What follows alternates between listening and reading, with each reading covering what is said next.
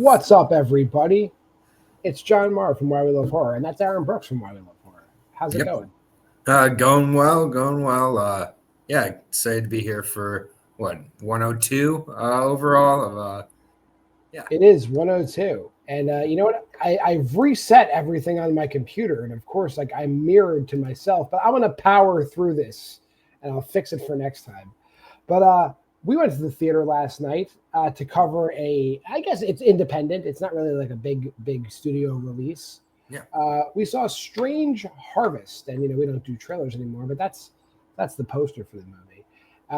Aaron, why don't you give us a spin what Strange Harvest is all about? Yeah, basically Strange Harvest is found footage mockumentary. I'll use each interchangeably throughout the review.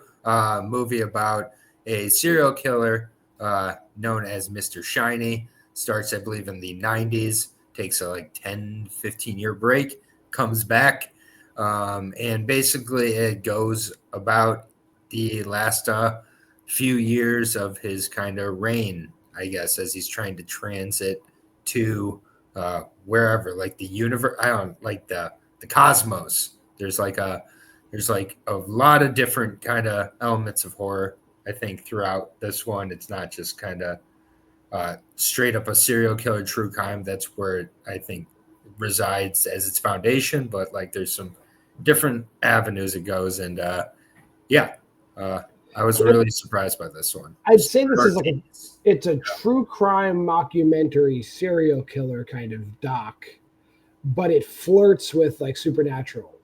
There's a supernatural thread that runs through the whole thing, which is really interesting. And at the end, it doesn't go full blown supernatural, but it gives you just enough that you're like, holy shit, was this guy onto something? And honestly, it's presented in such a way that I fully would believe that if nobody knew anything about this, you just presented it, they would think it was real. Yeah.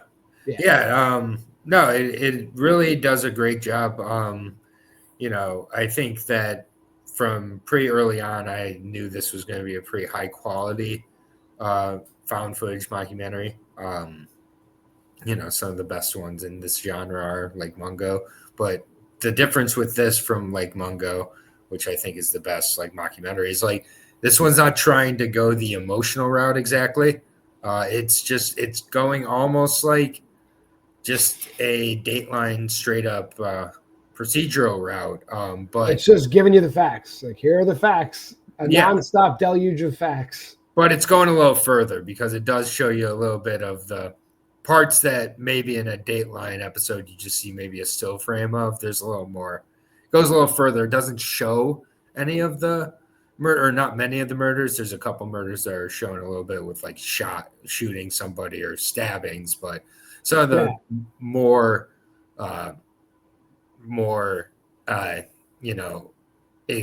crazy kills aren't exactly shown. They're described, and I think that's actually more effective. That's actually worse. There was the one scene where they talk about, and I guess, let me just throw up spoilers just in case people stumble upon this before they see the movie. You were next to me. One of the things, and it's always shocking to people when I describe this, but when people talk about veins and arteries, mm-hmm. and just bleeding, and just the idea of bleeding somebody on purpose, it's my one really big ick. And there's a whole scene about exsanguination that goes on for a very long time, and it's very descriptive, and I visibly squirmed for 2 full minutes. Yeah, I mean, it's kind of flirted with from the beginning when he returns with that family, because it's they talk about the cuts on the family, and they're 6 centimeter cuts. So they're bleeding out very, very slowly into these buckets. Gradiated buckets. Yeah, gradiated buckets where it's going, gone. And it's never and it's just I really appreciate the tone that's kept throughout this, but it's also just it's so well thought out. I feel with how this serial killer feels so real. Yet there's an unreal presence to him when he's on screen. You see him, and there's a later scene in the hospital that I think is just one that reminds me of Silence of the Lambs. Honestly, felt like Hannibal Lecter. The Mr. Shiny character is so formidable, such a formidable adversary for these police officers, and in true like good mockumentary fashion, Stuart Ortiz and whoever his casting director was, like, got really good actors who don't have a ton of like mainstream credits. So like it also lends into like, wow, this real? I've never seen these people before. And even Mr. Shiny himself is like a specimen. He's like this tall, gangly dude who really fits the part. It's like he went on like basically like a spirit walk one day to the Joshua Tree, saw some shit he probably shouldn't have seen, and then he just basically went homicidal from that. That he's going to bring about like it really flirts with like those Lovecraftian kind of things where like he's trying to bring forth like some ancient primordial god through like a cosmic portal at the end of the movie. And that sounds crazy, but like they pull it off 100%.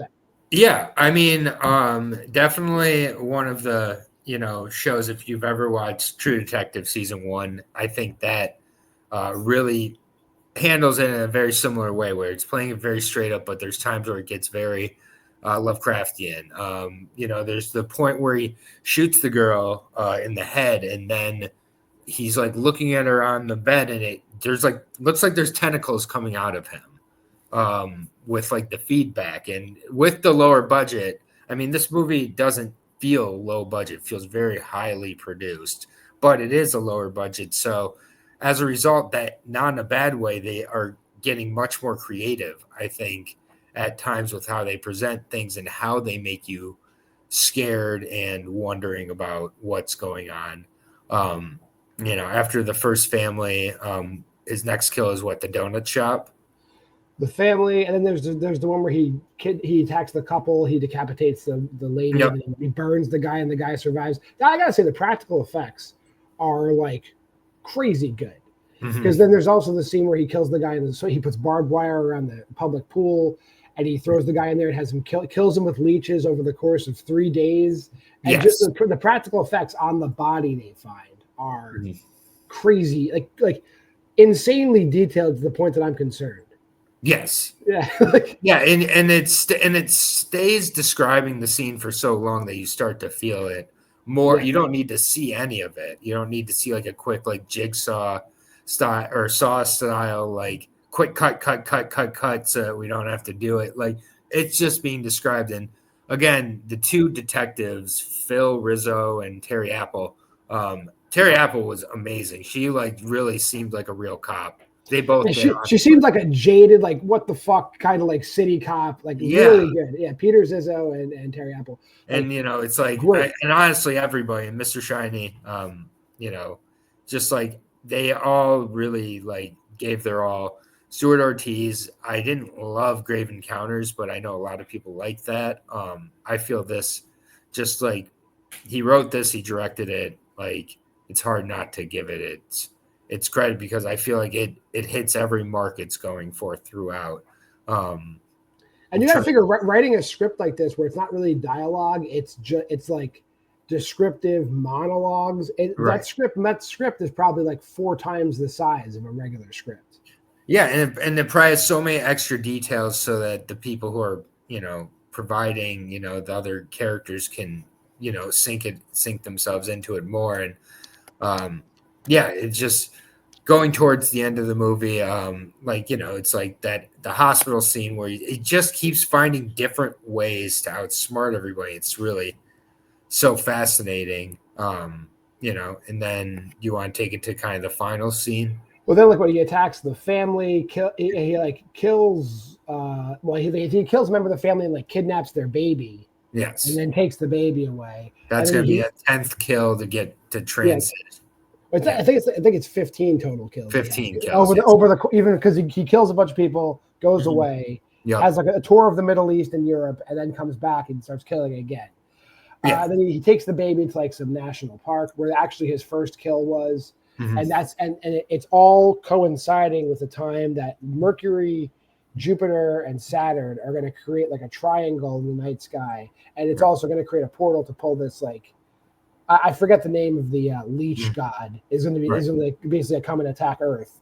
Yeah. And he's built like a funeral pyre. He's going to burn the baby alive, but the police, like the multi-unit task force, like descend on him, and he has like a fight with them. He kills the first wave of cops, but then our heroes come and stop him at the 11th hour and prevent an interdimensional incident on Earth, which again sounds crazy, but they pull it off. Yeah, and now I'm wondering if by killing those cops, even though he wanted to kill the baby for it to be the 15th, if he still got his 15th kill. So I wonder if he did transition, because by the end of the movie, there is a post-credit scene in this movie. We're like Pete. We're what does it mean? I forget what Peter's name. Detective Kirby is like trying to retrace Mr. Shiny's steps in Joshua Tree to try to find the cave he went into, and it ends where he's like, "Well, I don't know, it's not this one, but I'm going to check this cave out," and the movie just ends. So sequel? Yes, I'm all in. I'm absolutely all in. I mean, I know that Stuart Ortiz didn't do the second Grave Encounters. But I massively prefer the second Grave Encounters at first, with how off the rails it goes. And I'm not asking for it to go that off the rails, but I would be very interested in a second. I think this movie is going to really grow over time as well. I just think that this is the best found footage or mockumentary of the year so far. I would agree. I don't think there's anything even in its league. Like, I can't think. I mean, there's been a few other movies that are kind of in that format, but this is in this subgenre, it's gonna be hard to top. Yeah. Like, and you're right. Like, I might have underrated this. I probably owe it a rewatch because I was being really nitpicky, but I still think it's great even with the nitpicky stuff I found wrong with it, which I'm not even gonna say. Fair enough. All right, let's drop these down. Let's get to our ratings.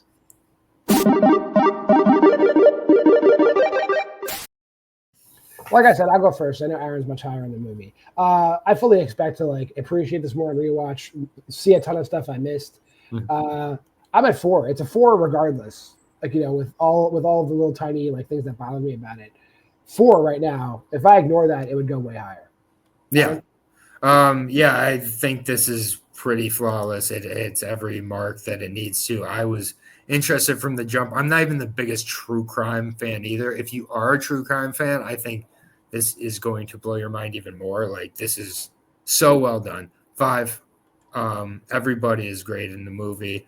And then honestly, it's, there's a really great, interview, I believe, with Collider, where you can watch for about 40 minutes the entire crew kind of talk about the movie. It's hard to not appreciate it even more, but taking that aside, just the experience of the movie alone, and I'm really glad I could see it in a theater. If you can go see us in a theater still, go ahead. I'm sure it's running on time, but either way, I think it's going to definitely grow to find its fans over time, and I don't think we're done with Mr. Shiny. Might revitalize found footage for years to come, actually, if things go in this path. I agree. But if you made it this far in the video, like, comment, subscribe, and share. Go to the Facebook group at Why We Love Horror. Go to the Letterboxd challenge at that website. We even have a show about it each week where we talk about what we did. We'd like to know what you did. Schedule here is the same. Sunday, Why We Love Horror TV, still doing Dexter Resurrection. We'll branch out eventually. Mondays versus. Tuesdays, Why Liv Loves Horror. She's back on track. She's going to do shows. There we go. And then Wednesdays, Aaron Unwinds. Thursday, the Why We Love Horror Letterboxd Challenge watch-along show where we talk about what we did in the Letterboxd Challenge. And Friday, 2 episodes of Why We Love Horror Trivia. We're doing Just the Clips Championship this week. Check that out. See how well you do against our professional players. But until next time, I'm JWMaher, and that's Aaron Brooks. This has been Why We Love Horror.